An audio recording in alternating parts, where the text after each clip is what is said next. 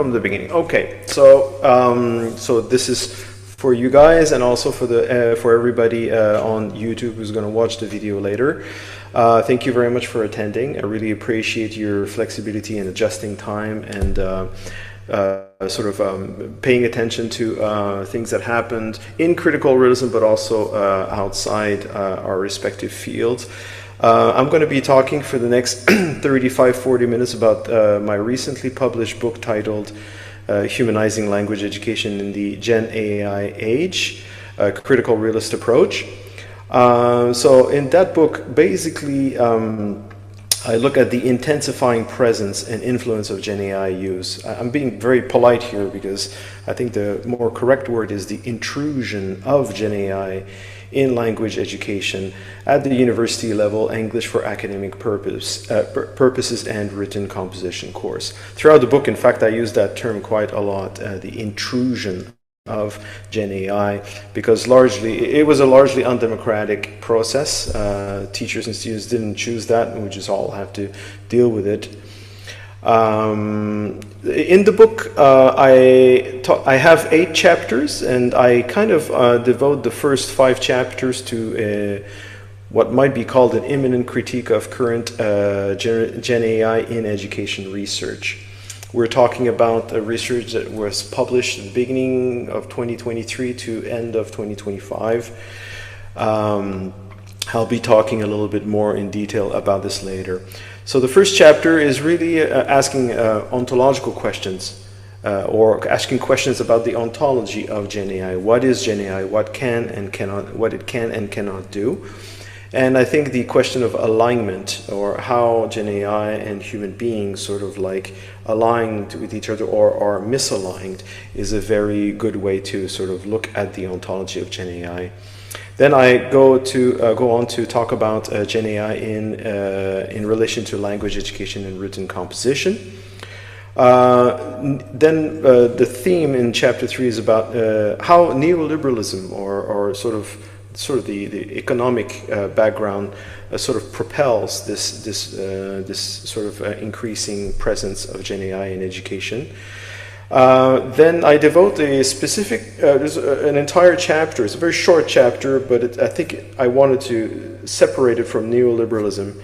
I wanted to talk about technological determinism as a very powerful ideology in GenAI in education research. And then that leads me to, in chapter 5, to a discussion on what I believe to be a range of varieties of anti-humanisms in that body of research. I want to be clear, though, that the 300 plus articles that I've read, plus the books that I've read, do not make their philosophical basis clear. They most of the time sort of stick to the empirical level, but if you read it from a critical realist perspective, you can denote a sort of philosophical assumptions, notably I would say a lot of post-humanist ideas being projected in there, and very prominently transhumanism. Then from 1 to 5, that's a kind of an imminent critique of that body of research. From 6 to 8, I strike a more positive tone. I look at, because I mean the book is titled Humanizing Language Education, so there's the inherent argument that the excessive use of GenAI in education or in language education is a dehumanizing force. So what does critical realism have to say about humanism? And I will be asking that question to you guys later, actually. Is critical realism a form of humanism? Does it adopt certain aspects of humanism? Does it critique humanism? And so forth.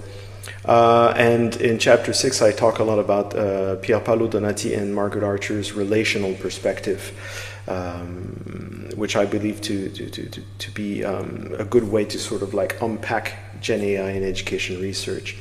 Then I focus more specifically on educational themes in chapters 7 and 8. And at the very end, I kind of visit what I might call a cousin of critical realism, social realism, which I believe to be a little bit more explicit about educational issues. So as I said, this book really began as a sort of like a critique of current Gen AI in language education research, which for the most part is non-empirical or exploratory, focused almost exclusively on the technology's affordances, and it's limited to discussions about the opportunities for teachers and students, and very shy sections of articles devoted to the risks of Gen AI, and all articles are sort of, there's this kind of like this requirement to propose a framework for adoption of Gen AI in education. That's the general pattern for most of these papers. What I notice is that many of these papers reproduce the TINA, or there is no alternative principle. So there's a very active normalization of the technology. It promulgates technicism, so there's a very heavy focus on the technology's affordances rather than a more socio-cultural viewpoint, which in my book asks the question, what is the relationship between people and Gen AI? And is it a good relationship or a bad relationship? There's also a proliferation of transactional terms, so expediency and convenience as unquestioned values, evident neoliberalist ideology or traces of it in principles such as the personalization of education and so forth, and the idea that it's the responsibility of the learner if Gen AI is going to have a good effect or a bad effect. And of course, just the proliferation of metaphors all the way throughout.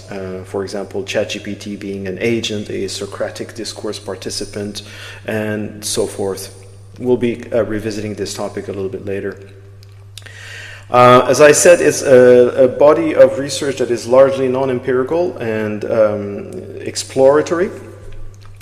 Although there are some studies that claim to be empirical, but they basically mostly focus on survey data, basically asking students to report on their experience using Gen AI.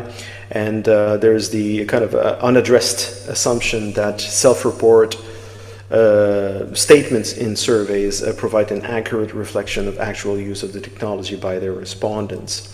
So there's the kind of the sort of epistemic fallacy going on in there. And of course, there's plenty of ethics washing. It's most prominent in the body of work on post-plagiarism. Some people seem to really like that prefix post.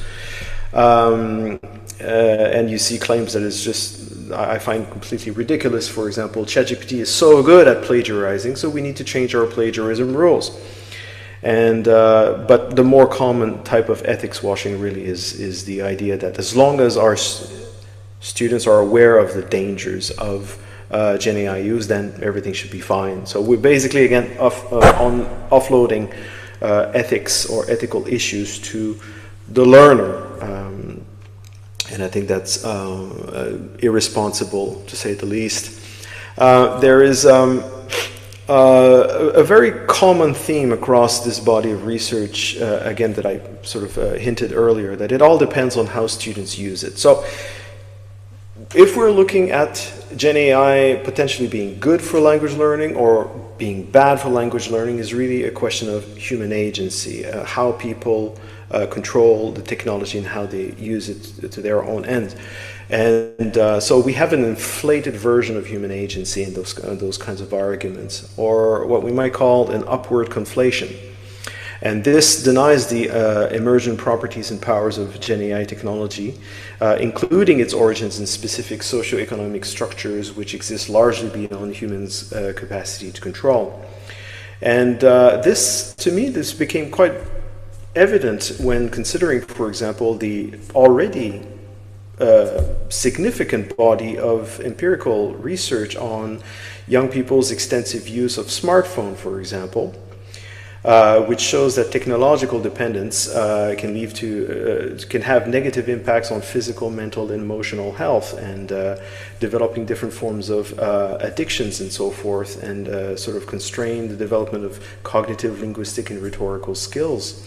Now, of course, smartphones and generative AI are not the same thing, But we do know that smartphones are profoundly, they're jam-packed full of AI tools and so forth. And in fact, when people use Gen AI, they're very often using their smartphones to do so. So we can extrapolate quite a bit from that body of research, which I think now is over 20 years in production. So what can we extrapolate from this, these claims, the above claims, and the research on smartphone use by young people? Something that is not evident in Gen AI in education research, which is that powerful technologies do affect humans, often in unpredictable and profound ways, including the creation of new addictions. And in Mark Carrigan's book, which we launched on the same day, on January 19th, his book is titled Platform and Agency, Becoming Who We Are. It's published in the same Routledge series. I really encourage everybody to read that book. It's fantastic. He develops the idea of platforms' subtle conditioning on how people not only just practice reflexive engagement, but how their reflexive engagement can be steered in particular ways and not other ways.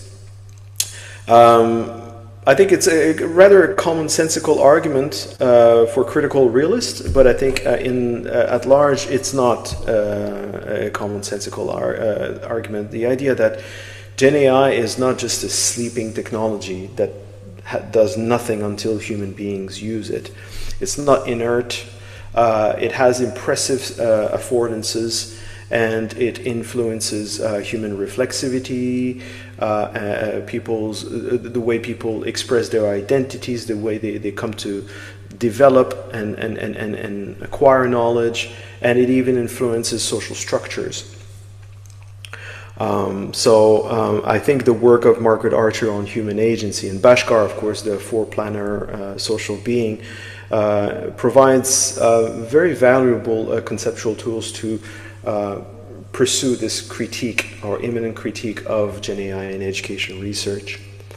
A very prominent theme in my book is relationality. So I was, as I said, quite critical of the technicist approach, what can Gen AI do and not do? And I wanted to kind of think about how do we introduce a social-cultural perspectives into this? And relationality to me, notably how it's developed by Pier Paolo Donati and Margaret Archer, provided a very good point of entry into this. And this is a very simplistic, I would say, a simplistic summary of their ideas. It's very basic ideas is relations are emergent outcomes of interactions between things related. Relations, they possess themselves, they are sort of realities beyond the things related. They possess sui generis properties and powers. So being a teacher and student, for example, comes with a whole baggage of norms and expectations about being students and teachers, which influence how flesh and blood teachers and students interact in context. But of course, relata can transform relations in context and over time. They can modify role incumbency, introduce new norms and values, and so forth. So I think some of this we can find in the works of Émile Durkheim, for example. The idea of a social, I won't develop in that direction too far, but the idea that things emerge out of the interaction of human beings that have consequences on the interactions themselves, basically. So once we recognize relations as, distinct and emergent realities, then we can begin to ask the pertinent question of the quality of those relations. And this becomes an empirical question. We can ask, for example, does the Gen AI student relation yield more relational goods than evil? And I think, to me, this is a much more relevant question than, what can Gen AI do and not do? So this is a theme that I didn't discuss in the book launch, but I think it's really important. Some might argue that the whole question of whether Gen AI is an agent or not an agent is sort of like, it's an interesting question, but it's more of an intellectual exercise that doesn't really get us anywhere. I would disagree with that view. I would say that, first of all, in much of the generative AI in education research, there is the assumption that Gen AI is an agent. And there's a whole bunch of assumptions being made on that basis. For example, the idea that ChatGPT, Gemini, or Copilot are interlocutors, friends, Socratic discourse participants, tutors, or hallucinators. They tell lies and things like that. These all presuppose the a priori existence of consciousness, sentience, feelings, thoughts, and in a broader sense, agency, reflexivity, the ability to relate to an external world, and the unique capacity to uphold doxastic responsibility. Doxastic responsibility, I'm sure you understand it, but I'm going to summarize it. It's just a very basic idea that one is responsible for the truth claims one expresses, basically. There's other aspects to this notion, but I think, to me, I'm just taking that aspect here as most relevant. And all of these capacities, they presuppose embodied experiences and a central force, the brain, regulating a body. And so, if we ask, are generative AI tools agents, I would say that they are not agents. And to me, one of the biggest hints, and this was said to me in a pub by Steve Ash. We were discussing my research and everything, and he said, well, Jeremy, if you think about it, generative AI does not have the capacity to refuse to answer your prompts, right? It can't, I can't prompt GenAI and says, well, Jeremy, I think, if you don't mind, I'd like to skip that question. I don't really feel in the mood for it, or something like that. It doesn't have that power. It has to answer my prompt. And because of that, I think it's a pretty big hint that we're not talking about an agent. GenAI lacks a continuous conscious self. It lacks independent goal setting. It does not have intrinsic motivation. It lacks causal understanding. It only functions along probabilistic correlations. And as I said before, it cannot uphold doxastic responsibility. So really what we're talking about is a very different definition of agent. If we're going to stick with the idea that generative AI is an agent, and by the way, some critical realist thinkers do think that it is an agent, or an agent-like entity. Some have used the term synthetic agent. Some others have talked about the human GenAI interaction as a kind of a hybrid agent, hybrid form of agency. If we're going to stick to this idea that it is an agent, then we're actually really talking about a different definition of agency. Then a different form of agency than what, for example, Margaret Archer has been talking about in a large part of her work. On this note, though, I do have to say that before her passing, Margaret Archer was talking about the possibility of generative AI possessing personhood, that we could ultimately, potentially discuss. And she was only talking about the possibility for it. It's not as an ontological property of the technology right now, but eventually she saw this as a possibility. And I thought that there was an interesting sort of twist in her logic interesting, but one that I didn't quite understand based on her previous work on agency. The idea is here that I want to express is that the ascription of agency to GenAI does not fully consider the distinction between determinism and volition. So the idea, determinism, the idea here is that GenAI processes algorithms according to predetermined rules and cause. And we're talking essentially about physical emergence right here. Whereas volitions, in the sense of humans thinking and acting in the world as a result of complex nonlinear interaction between multiple generative mechanisms, including their reflexive, cognitive of course, but reflexive, rational, emotional, and ethical drives. We're talking about, of course, grounded in physicality, but it's really emergent at the level of the social, really. It's a different kind of emergence.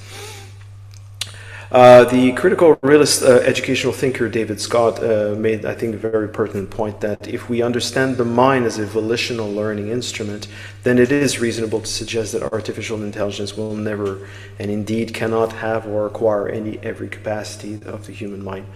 Okay, I've been kind of like ramming that argument. GenAI is not an agent. It's not an agent.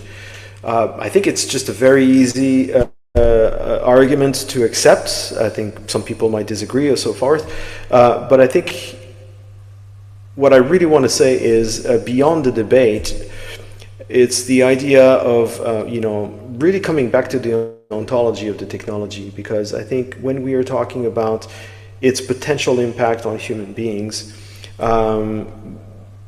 we have to be very, very careful not to conflate agency with causal potential. We know GenAI has considerable causal potential, but causing things and having considerable effects on the real world does not necessarily mean agency.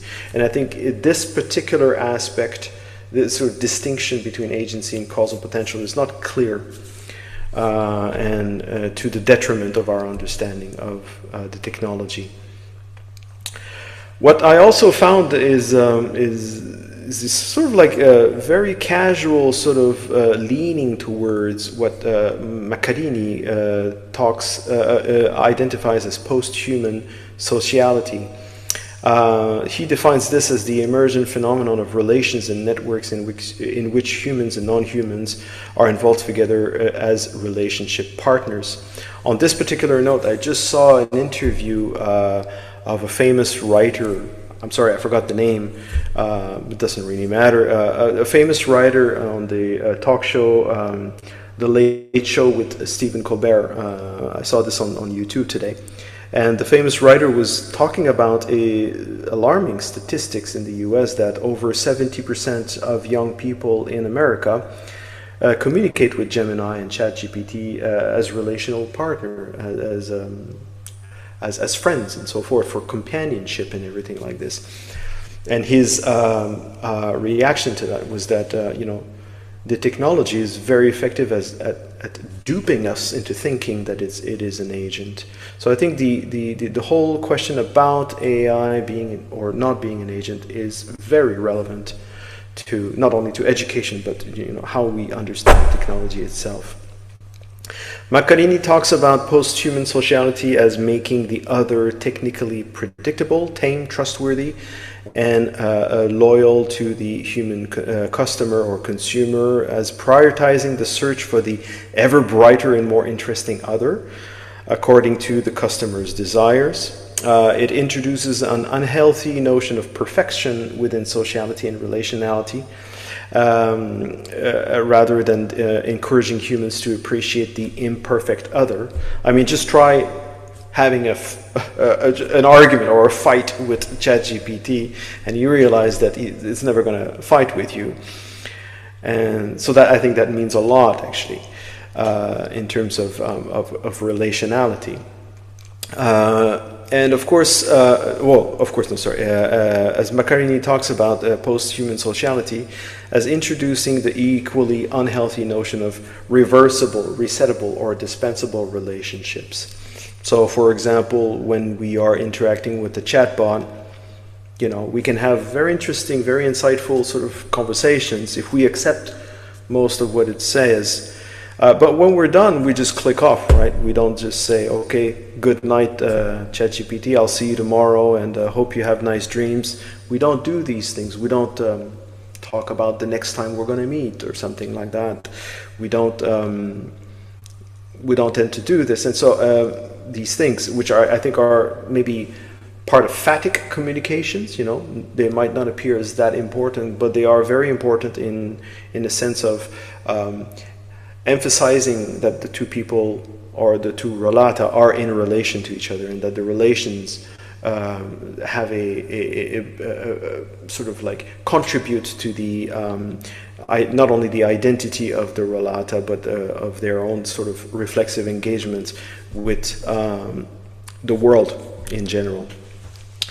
Maccarini talks about post-human sociality as also integrating different forms of fetishisms. So the idea here is that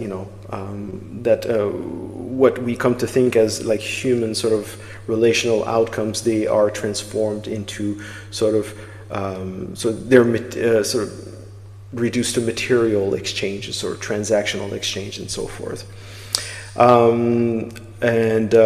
Well, in my book,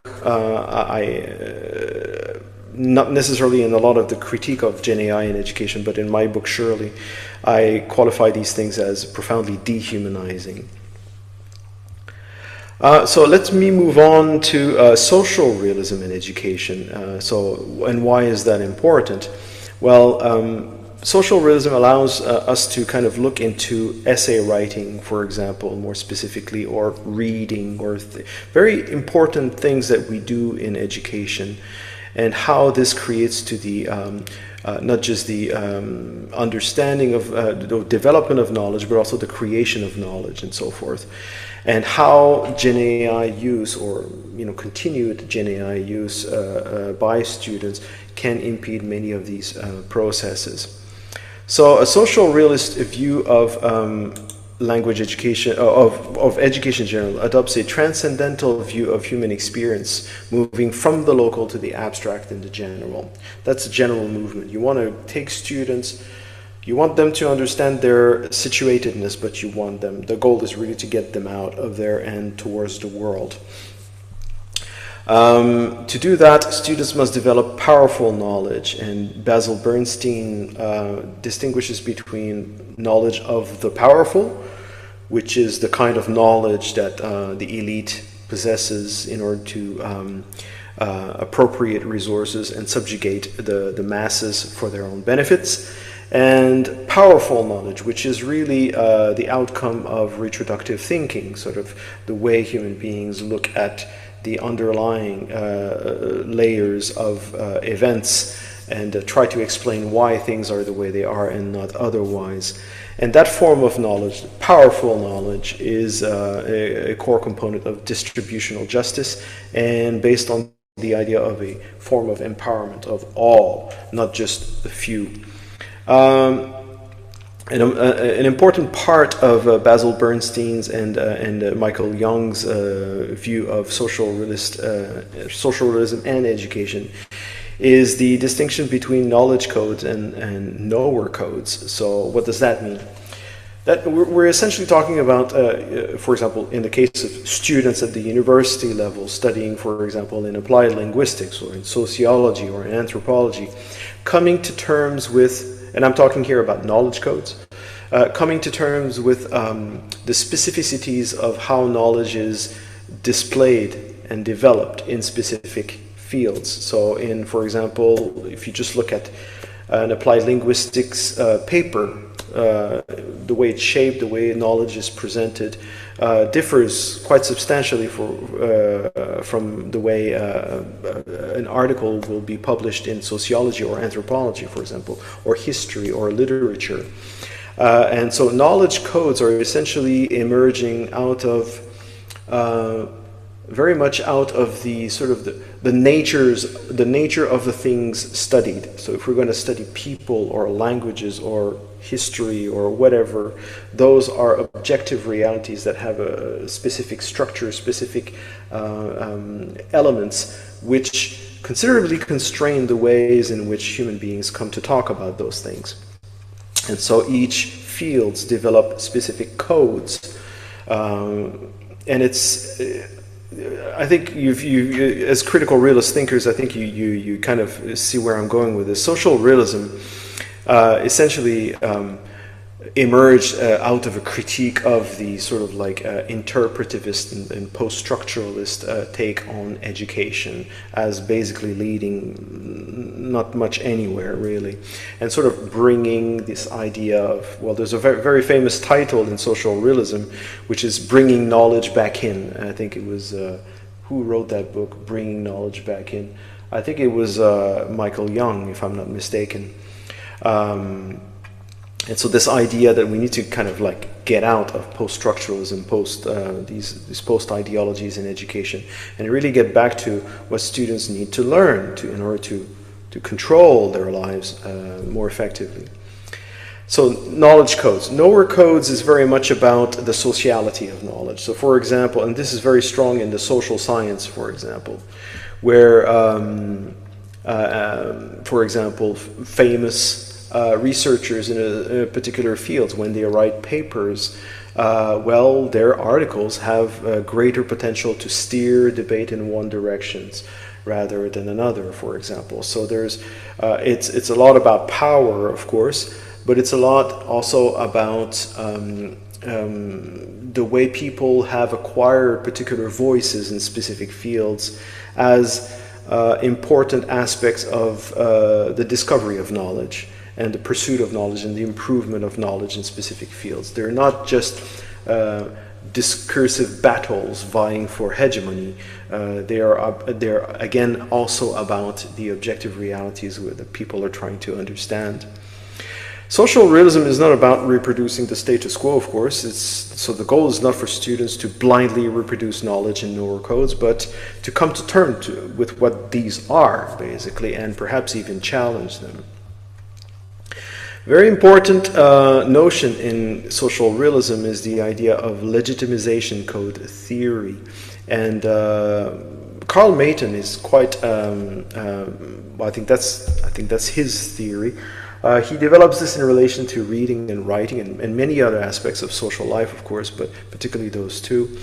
He argues that core to academic writing is the ability to move between the concrete and the abstract in strategic fashion, what he calls semantic waving. So, easy way to put it, if you read an article, for example, it moves strategically from abstract talk to concrete talk. It's not just all abstract the whole way throughout.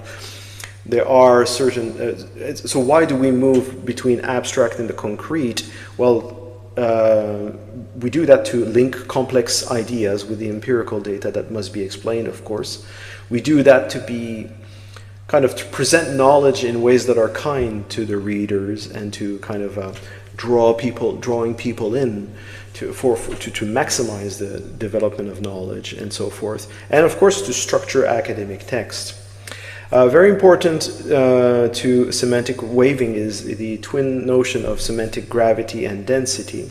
So semantic gravity is the degrees to which meaning relates to its context, and semantic density is the degree of condensation of meaning within a statement or a particular social cultural practice. So for example, a theory can be generalized, doesn't necessarily need a context in order to be understood. So it has weak semantic gravity, but it has a strong semantic density in the sense that theory can be expressed in one or two or three statements, and there's a lot of meaning in there. But on the other hand, if you look at, for example, somebody talking about what they had for breakfast this morning, we're talking about the opposite. So strong semantic gravity, but low semantic density. Why is this important? Well, as I don't know, probably some of you know already about students' use of generative AI in the university level. Students will use GenAI to just record, for example, lectures, entire lectures, and put this on AI and not engage with the lecture content at all, and just AI becomes kind of a repository of information, not knowledge, but information that they have to deal with. Or what they do is basically they chuck entire articles into AI and they say, give me a summary of it. So arguably students who use GenAI tools to summarize original text or record lecture notes or something like this, I'm not talking about writing here, I'm talking about the input information. They are deprived of opportunities to understand and appreciate how claims to legitimacy are formulated in specific fields, how knowledge and knower codes exist and unfold and are challenged, and they don't necessarily come to terms with the history of ideas. That's why we quote people, is to understand where ideas come from. And my personal experience with GenAI, and this is a very generic statement that I'm going to make, I think many people would agree with me, that generative AI produces a lot of bullshit. It will produce false DOI code or DOI URLs. It will say, oh yeah, you quote this person, blah, blah, blah, but this person actually didn't write that paper at all. It just doesn't exist. And when you call GenAI on it, you said, you told me this paper exists, but it doesn't. It will apologize to you. Oh, I'm very sorry. I confuse this thing with that thing, and I'm very happy that you're helping me, blah, blah, blah. I mean, it's like, really, sometimes it's like communicating with a psychopath a little bit. And it's alarming, I think, when we put this very powerful tool in the hands of our students. So I'm going to hedge toward the end of my presentation here. I'm going to make the very, very commonsensical argument that reading and writing are challenging processes. And this is one of the last arguments in my book. But I think it's just we seem to be simply forgetting this, and we seem to be looking at convenience and expediency as naturally good things. And I'm not going to go through that slide here. I'm just going to bring your attention to the very last one by John Dewey, who says that education is, at its core, about postponing immediate actions upon desire until observation and judgments have intervened. So it's not about getting the quick answer. It's about delaying the arrival of the answer. The figuring out is really the important process. So in that process, of course, is suffering. It's pain. It's not, usually learning is not fun. It's painful. And especially language learning can be really frustrating and emotionally draining, actually. But that's what the brain calls for. That's what that's what we need. That's the human aspect of learning that we seem to be forgetting. So these are the kind of general claims that I'm going to make about GenAI use in reading and essay writing. It precipitates actions upon desires. Donati makes the very valid argument that through extensive use of GenAI, students might come to think of objective reality as a language game. Essay writing is not about understanding objective reality. It's just about performing something for the teacher so that I can pass the class and everything. In reality, GenAI is too often used by students to summarize larger text or record lectures and so forth. And this removes opportunities to appreciate the full complexity of academic discourse. It's too often used as a replacement for thinking and writing, and it robs students of opportunities to develop necessary rhetorical skills and judgmental rationality. It is a powerful plagiarizing machine, let's not forget. And so that means that GenAI does violence to the history of ideas. It tells lies, and as a researcher, it was not easy for me to realize that Gemini was lying to me about particular papers and particular findings. I had to kind of go through different directions to figure this out. So for young students in my classroom, for example, that's a very high bar to pass, I think. GenAI presents a simplistic and very often erroneous view of ongoing debates in specific fields.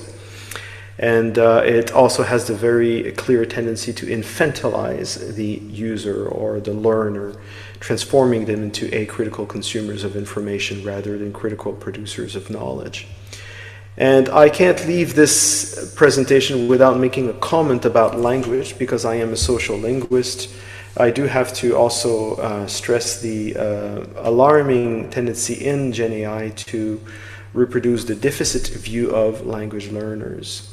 I'm not sure if you guys are familiar with the ideology of native speakerism. I won't go at length in this, but it's basically the idea that the native speaker is the ideal model of target language use, and so therefore the language user, who will never become a native speaker of the language, is always in a sort of a deficit position, basically, and cannot really, his or her capacity to use the target language in individual ways, idiosyncratic ways, are never fully recognized as legitimate, basically. That's one aspect of the ideology. Of course, there are many other aspects. So why are we talking about this in relation to GenAI? Well, GenAI apps are very often presented as effective tools to sound like a native. So many of my students are clicking on those things like Duolingo and all these GenAI apps on the premise that they can sound like native speakers. GenAI tools are also biased against non-standard language varieties. They promulgate London English, Ohio English, and presenting a veneer of objectivity and legitimacy where, in fact, they are reproducing outdated understandings of language proficiency. And there's this just general idea that, my students cannot write essays like native speakers on their own. So I'm going to put the technology between them and this native speaker ideal, and it should be fine. And so this introduces a very unhealthy fetishization of both GenAI technology and the native speaker ideal. So that's all about my presentation. I think I went on for quite some time, about 40 minutes. As I said at the very beginning, Adam asked a very pertinent question on January 19th. But before I do, though, I'm going to pause right there and invite your comments, your questions about the very polemic presentation I just gave. Thank you, Jeremy. Could I, first of all, kind of make some sort of observation comments and just chuck them at you, just because I'm quite new to AI, and okay. I've used it a little bit myself just to see what it was all about, and actually going into a teaching environment, I was quite surprised where in the current place I'm working at, they were quite, whilst they didn't like the plagiarism of students, they were quite happy to churn out materials through AI. And I think that's, what would you say about that? Because obviously everybody's going to use that tool, and that then what does that give that kind of element of teaching? So that's my kind of first question. The second is, I think, from my understanding of computer code, which is obviously AI originally came from, although it can write its own code, it's binary. But humans, I think, things like Archer's kind of work of dialectical thinking, we're very binary thinking, aren't we? But obviously the difference, I would imagine, is whereas it's a more kind of rationalized sort of process through AI, human beings have emotional thinking as well. We have rational thought and emotional thought. And then I was thinking about Engel's dialectical tension, which obviously AI can't have, so it can never become that kind of agency. But then on the flip side of that, with your book, to say that there's no agency in AI, we're presuming that human beings have full agency, and like Archer would, I think give quite a lot of agency. But if you were to look at, say, Sam Harris, who would say, well, we're all very determined, where did you put that? Where did you lie on that for this argument of this book? Well, how can I say?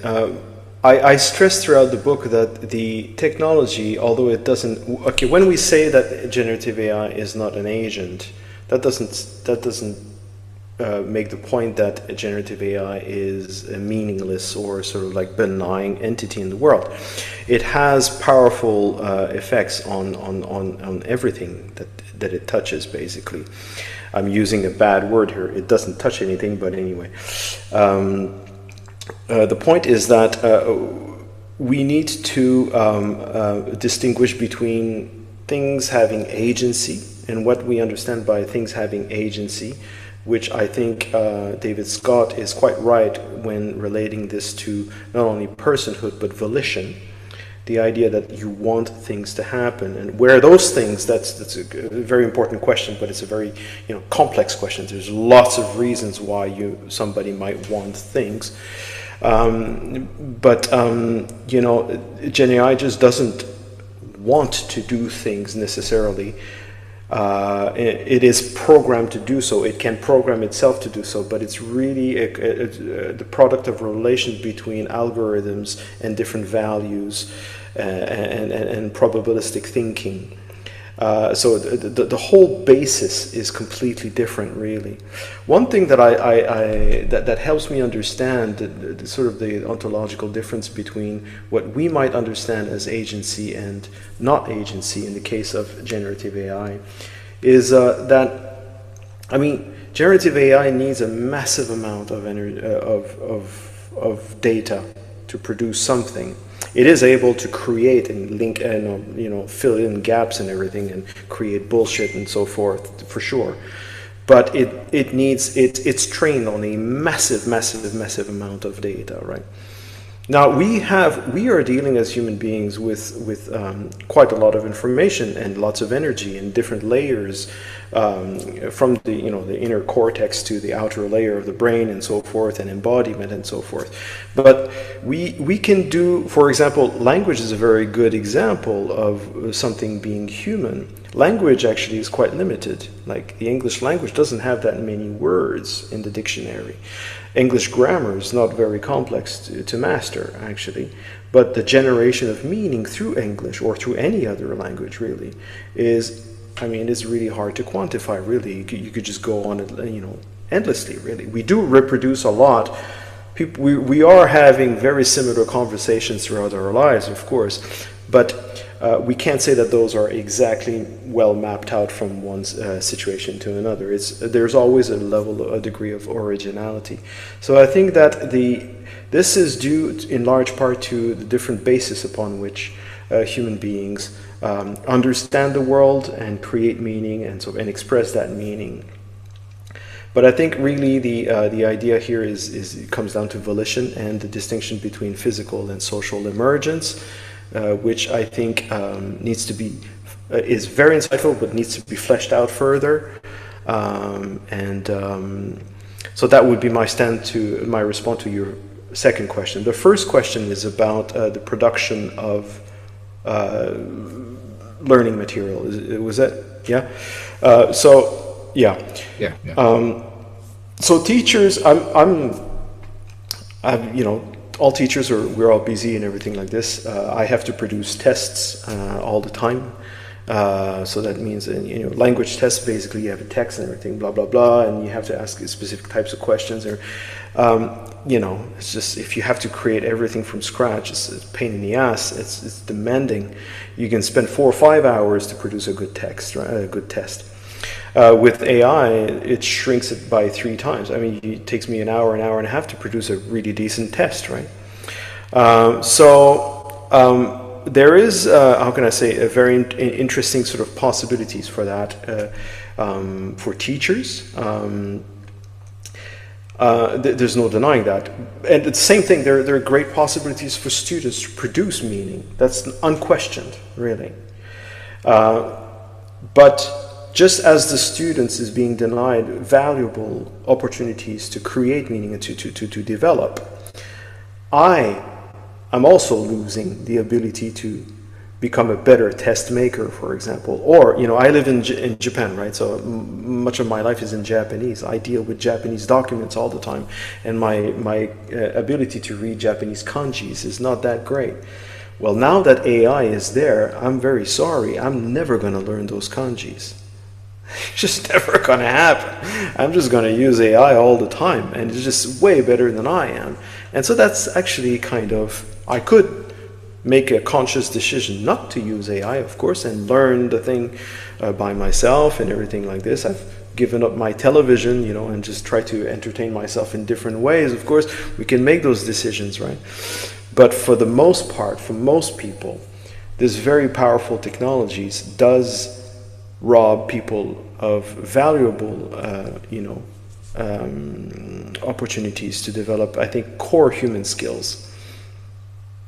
Yeah, I'd have to agree with you there, because I think, and I've seen it when I've lectured to undergraduates, that if you're, say, teaching Marx, there's a kind of flip open the laptop, put what's Karl Marx, and you get a quick précis, and that's, or I know Karl Marx now. Whereas people spend their whole lives reading it and understanding that nuance and critical thinking. Do you think there? So this is my last question. I'll shut up. I'll pass over to others. So, as you sort of, I was thinking you can see it emulating out in other sort of like social media platforms. There's this kind of immediacy to want instant gratification, and that is socially changing. Especially, I think new generations coming up to expect a kind of an immediate kind of result. Would you agree with that? Well, it's not that I would just. Of course, I agree with this, but I think what really this argument that you're making needs to be brought to a commentary about reflexivity. That's really the real important part, and in this particular sense, I think Mark Carrigan makes the very important point in his book that And I think Margaret Archer was introducing that argument in her 2012 book titled Reflexivity in Late Modernity. Oh no, the reflexive imperative in late modernity, that's it. The whole argument is that basically as we are moving through greater complexity in society and things are coming from all sides and things like this, we are looking at life experiences, a life world where things are not always sort of brought to their kind of logical conclusions. Things are very often interrupted. Students are presenting with an avalanche of information and everything, and they are constantly being thrown back to a reflexive sort of process that never really brings it decisions like to fruition, basically. Right?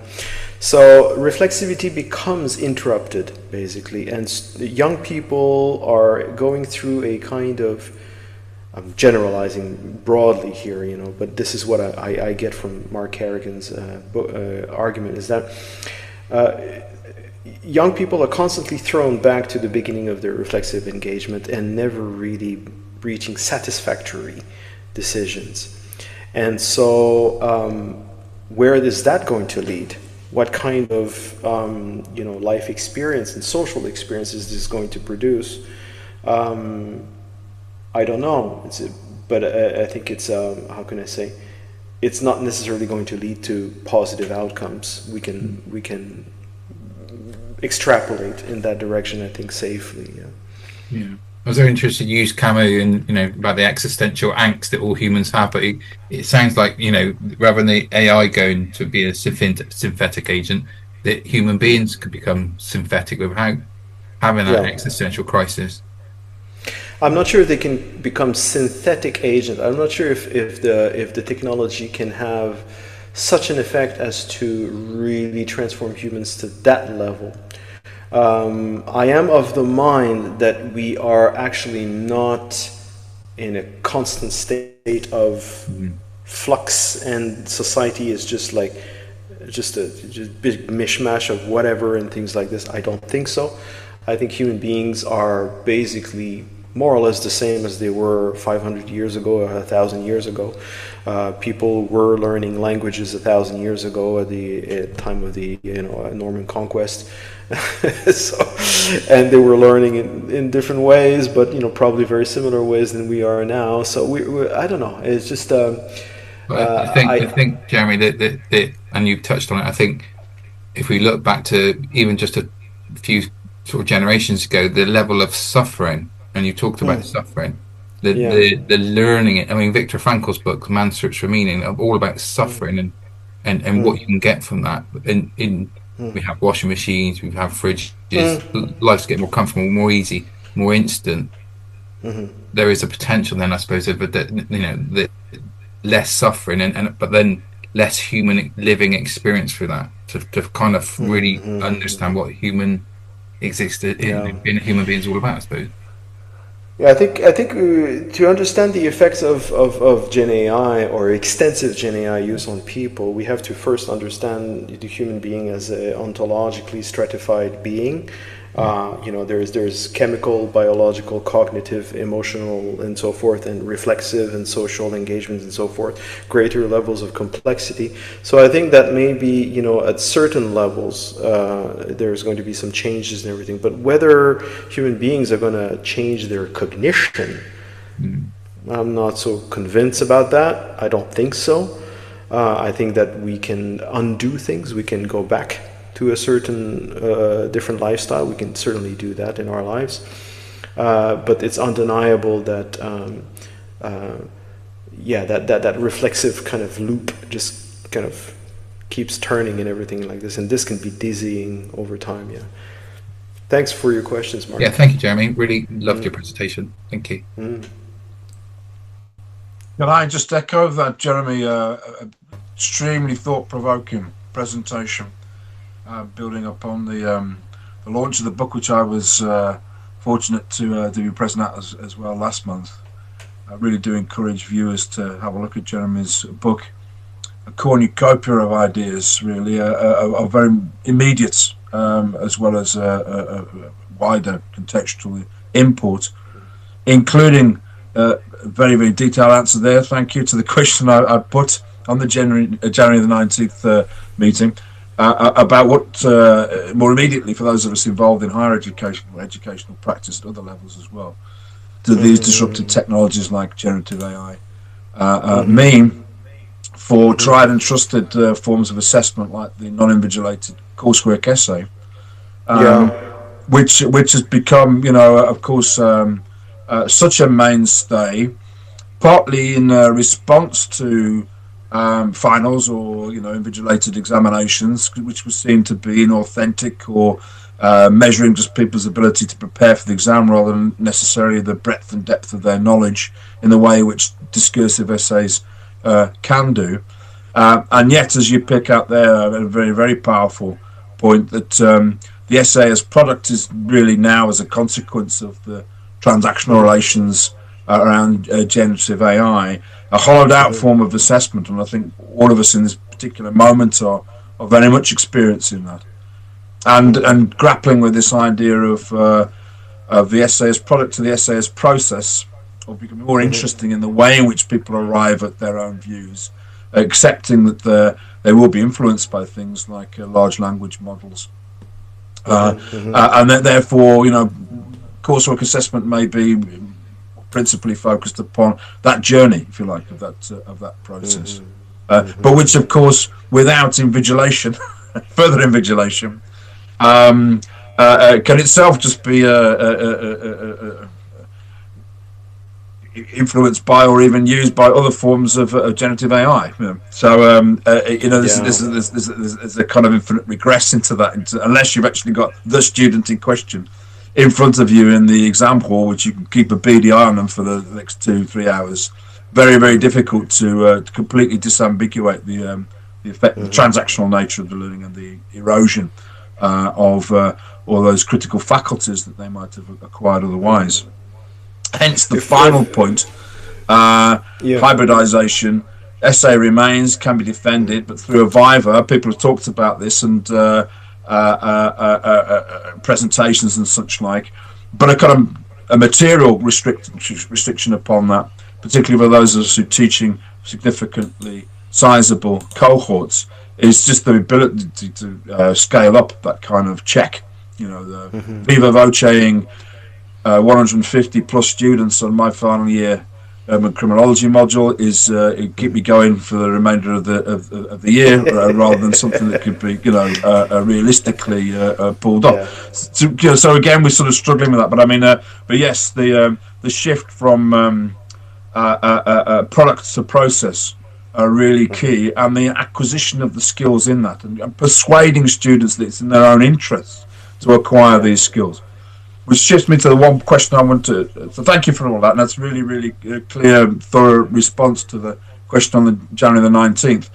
I thought, for the purposes of this presentation that I'm recording, mindful of the theme of our network as part of the International Association for Critical Realism on crime, security, and justice. I was trying to think about how one might transpose some of these really rich ideas in your book to those sorts of issues, and an obvious topic for me is that of misinformation or deep fakes, and the challenge of that for policing, our understanding of social control, and how, if you like, how might you use the notion of knowledge codes and Noah codes to decode, if you like, a deep fake, or what could count as misinformation or disinformation? Because it seems to me that is a very kind of practical set of skills that our graduates, well, I mean, we're generally in society we need. But I was just trying to think about how we ground some of your broader ideas there about pedagogy and learning and the disruptive impact of Gen AI on matters of crime and security. And it seems to me that the inability, if you like, to disambiguate and differentiate what's a deep fake or a piece of disinformation, misinformation, given the increasing subtlety of deepfakes, is I think a really key question. So I mean, this very morning on the news, concern about various bloggers using deepfakes to portray British cities as in a constant state of decline and decay, often quite racialized, as a way of provoking further polarization, a threat to kind of social cohesion. So one's ability to decode forms of information that are driven by GenAI, I think, is in addition to a matter of pedagogy itself, also has these significant criminological applications. Well, to this, I can't really comment much further than what you've already said. I think you've kind of like wrapped the whole issue quite well, and I wouldn't be able to say much on this, except for the sort of reiterate the argument, which I think is crucial to this distinction between knowledge and knower code, is that we're not. It is a very active attempt at trying to avoid the reduction of knowledge to power discourse. Social realism is very, very invested in trying to disambiguate and distinguish the kind of very, very powerful sort of tendency towards reducing knowledge and education to power, to inculcation and so forth, and try to bring back the idea that the ways in which people understand objective reality can be varied, it can be indeterminate, but the objective reality itself is something which exists beyond that and which significantly, considerably influences or restrains the ways people come to talk about the world. And so that is a very, very strong driving force in a social realist educational theory. And so that's where the idea of powerful knowledge comes in. And there's certainly the idea of retroductive thinking, which is central to critical realism, echoes very, very much in social realism. I don't know how this would apply to the decoding of deep fake and so forth like this, which I think it's a fantastic issue to explore, and I think probably scholars of the likes of Carl Mayton would have a lot to say about this thing. By the way, Carl Mayton will be publishing a book on July 2026 on legitimization code theory. And so I would invite everybody to consult these books. Yeah. Thanks, Jeremy. And a further indication of how important this kind of interdisciplinary exchange of ideas can be for breaking out of your, one's own disciplinary, sometimes quite constraining worldviews. I think those of us who are concerned about, interested in the problem of misinformation, deepfakes, threatening social cohesion, as a question of policing and security. I've got a lot to learn from people like yourself and educational linguists. But my concern, though, is that much as I have a lot of sympathy, of course, with learning as a journey, it shouldn't be open to short-circuiting at the push of a button in an immediate transaction, but is part of a. But I always like Merton's idea of a culture of organised scepticism. Is account of science, and what is it to acquire that scepticism? How can it be organised? What is it to be a part of that practicing culture? I think is tremendously important as well. Broader framework for thinking about the threat of misinformation, deepfakes. And their social and political consequences, but in a sense, that's moves at a fairly slow pace. Yeah. Whereas the challenge we're facing at the moment is just the immediacy of this disruption of deepfakes, the quality of the technology and the ability to put that together, and how one can possibly counteract that. Some are arguing really that the response to this it can't be within the media, social and broadcast and otherwise ecosystem itself, but really is a return back to offline life. It's the interventions with communities, with young people, giving them other sort of reference, which give them a sort of critical distance from what they're getting off the screens. great, but again, a kind of medium to long term kind of project. And we're all grappling with the immediacy, the accelerated quality of such threats, around knowledge. But that's just one take through my own kind of prism and lens and interest on your book. By no means don't want to reduce it to that. There's so much there for us involved in education more generally as educators, not necessarily just people interested in a particular subject matter like crime, security, and justice. Although I think that's some of the connections that struck me. I think this idea of knowledge and knower codes, how they're acquired and it could be used to decode deepfakes, I think is a hugely important question, and we'll be considering your book with great detail to see about how I might transpose some of those ideas into that question. So thank you very much, Jeremy, for that, for my ongoing education. If I could say something about like what is commonly said about Gen AI and education and so forth, is the idea that Gen AI, the intrusion of Gen AI, the undemocratic intrusion of Gen AI in education, sort of like almost like what we had to go through as a result of COVID-19, moving all to online education and the giant disruption of existing practices and so forth. It's undeniable that this mechanism has introduced a profound reevaluation of our existing educational strategies, educational philosophies, notably assessment, how we evaluate students, how do we get a sense of how students think and know and so forth. There's no doubt about that. But in this kind of ongoing inquiry, I think it's really crucial to not succumb to the temptation that old practices, old theories no longer apply because of generative AI.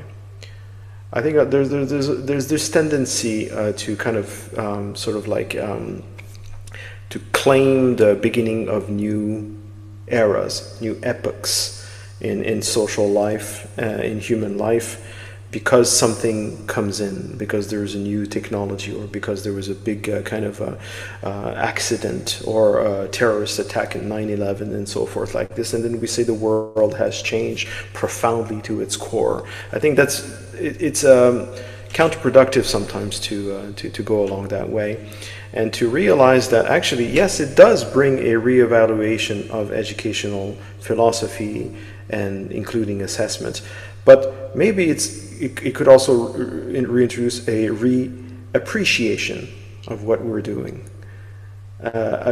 inviting a deeper understanding of what we're doing and why what we're doing is actually good. That the essay task, for example, is a wonderful, very powerful mean of evaluating people. Not all students are good at writing essays. People have different ways of thinking, different ways of processing information. I have had students in my seminar, because students have to write a graduation report in my seminar in English. It's very challenging for them. I've had 2 or 3 students, literally crying. I can't do it. Don't put me through this ordeal. Things, right? And so the assumption is like, well, then why don't you do a video? Why don't you do some kind of and I include that line about multimodality at the very bottom of my slide, right? Yeah, I think it's a fair point, but at the same time, we do have to remember suffering as a valuable process. People go to school not to do the things that they're necessarily good at, but sometimes to practice the things that they're not good at, actually. If you suck at something, maybe you need to focus on that thing, right? It's okay it's okay to fail, but it's okay to kind of invest time and energy to try to do things you were unable to do before, right? So, in other words, it's not an argument for traditionalism. It's an invitation not to succumb too quickly to the promises of new eras and things like this, and we have to do things completely differently.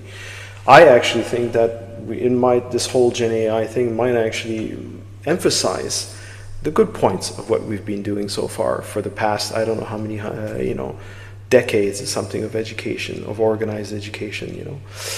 So that was just a kind of one final point I wanted to make about this. So. I just wanted to ask as well, fascinating presentation. I know very little and haven't really thought about this area much. I was just curious about whether you think some of your findings or conclusions or insights, do you think, to what extent do you think they would vary depending on the status of a particular language, if we were talking about language learning particularly? So I'm thinking of my own experience. Live in Wales, obviously, and grew up an English speaker. And have made an effort to try and learn Welsh the last few years through lessons, and thankfully at the moment that's very easy. There's a lot of resources to do that. But that wasn't always so. And in the past, you know, it was treated arguably as a lower status language in some contexts. And I'm just wondering to what extent, in those kinds of situations, AI would be a help or a hindrance to promoting a particular language rather than just the individual student's performance, you know? Good question. I think we first need to distinguish different aspects of language learning. In my presentation, I focused on essay writing, so I assume already a quite high degree of knowledge of the target language, so that students can write about the world, about objective reality in a language that we're not born in. So that's not the case for most language learners in the world, you know. And English, there's also the question of the power of English for non-English native speakers. That, you know, there's this kind of idea that you need to learn English in order to do A, B, and C. Whereas, you know, well, you don't necessarily to learn Polish or, you know, or Spanish to survive. You know, it's kind of a cultural sort of engagement. You want to enrich your life and everything. So there's the kind of very close material aspect of English learning, which I think is important to recognize when it comes to the English language and not other types of language. So having said that argument, I think that there are different aspects to language learning. For example, like conversations, practicing your pronunciation or something, or learning new vocabularies, or learning about the pragmatics aspects of language use in the target language and so forth. And I think if you look at the different aspects of language learning, you can certainly find spots where AI would be great. That's one argument. The other argument I would make is that everybody learns languages in many different ways. I learned English by reading Dostoevsky and reading books. I did not learn how to speak English like that by attending conversation classes. I hated those. I found those boring. It just never sunk in. And I was detached, basically. But, you know, one professor said, read that book, and I was fascinated. And I just felt that the written English was such a rich body of linguistic information, and this is where I became very motivated to learn English. I had a student who became a very good debater in English by practicing through the audiolingual method. I don't know if you know this method. This is really traditional. This is like, you know, during Second World War, it was developed basically, you know, for soldiers, you know, before going to Japan, you know, just listen to those tapes of Japanese. I am Japanese, blah, blah, blah, you know, like these kind, and they just repeat. It's behaviorism, essentially. She did that. She watched countless YouTube videos, and she became a very fluent English learner. I can't explain this. She's a very good example of a language learner who contradicts most modern sort of theories about language. And to me, what I draw from this is that everybody learns languages in different ways. And so I would say that probably in terms of AI, definitely practicing your pronunciation would be fantastic. There are many, many tools for that. And this is something that you could do on your own, basically. Learning vocabulary is something that you do on your own. But overall, at one point, you do need to use the language to communicate with flesh and blood human beings. You can't just learn another language in your room by reading all those books. I guess you could, but it's a very abstract level of language competence or linguistic or communicative competence we're talking about.